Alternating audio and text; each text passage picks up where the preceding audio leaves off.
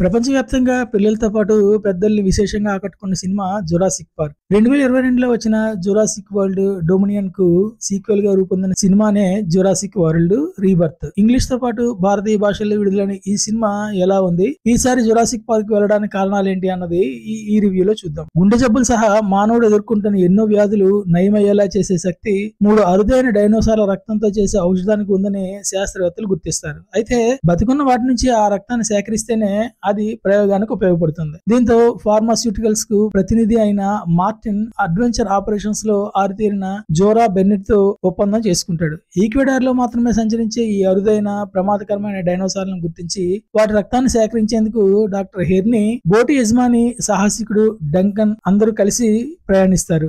అది అత్యంత ప్రమాదకరమైన మిషన్ అని తెలిసిన ఈక్వెడార్ లోని ఐలాండ్ కి వెళ్లిన ఈ బృందానికి ఎలాంటి పరిస్థితులు ఎదురయ్యాయి, ఆ ముగ్గురు డైనోసార్స్ నుంచి రక్తాన్ని సేకరించారా అన్నది తెలియాలంటే మాత్రం సినిమా చూడాల్సిందే. Scarlett Johansson, Mahershala Ali, Jonathan Bailey, Rupert Friend తమ పాత్ర పరిధి మేరకు నటించారు. జురాసిక్ పార్క్ లాంటి సినిమాల విషయంలో ప్రధానంగా మాట్లాడుకోవాల్సింది టెక్నికల్ టీం వర్క్ గురించే. ఈ విషయంలో దర్శకుడు గారెత్ ఎడ్వర్డ్స్, అతడి టీం బాగానే కష్టపడిందని చెప్పాలి. కానీ బలమైన కథ, ఎమోషనల్ డ్రామా లేనప్పుడు ఎంత చేసినా ఏం లాభం చెప్పండి. ఒక రొటీన్ జురాసిక్ పార్క్ చూసిన భావనే కలుగుతుంది ఈ సినిమా చూస్తే, అంతే తప్ప కొత్తదనం మచ్చుకైనా కనిపించదు. పైగా అలా అంటారేమోనని క్లైమాక్స్ లో మ్యూటెంట్ డైనోసార్ అంటూ ఏలియన్ లా కనిపించేదాన్ని చూపించి మామా అనిపించారు. ఈ సిరీస్ ని ఇలాగే కొనసాగిస్తామంటే ఆఖరికి ఆ డైనోసార్లు కూడా నటించవు. ఇందులో అలాంటిదే ఒక సీన్ ఉంటుంది. మనుషులు అటుగా వస్తే వాసన చూసి దాడి చేసే డైనోసార్ ఇందులో మాత్రం ఫుల్ మీల్స్ తినేసి హాయిగా గొరకపెట్టి మరీ నిద్రపోతుంటుంది. దాని ముందే అమ్మాయి ఒక క్యాబిన్ లోకి వెళ్లి ఎమర్జెన్సీ బోట్ ను లాక్కొస్తున్నా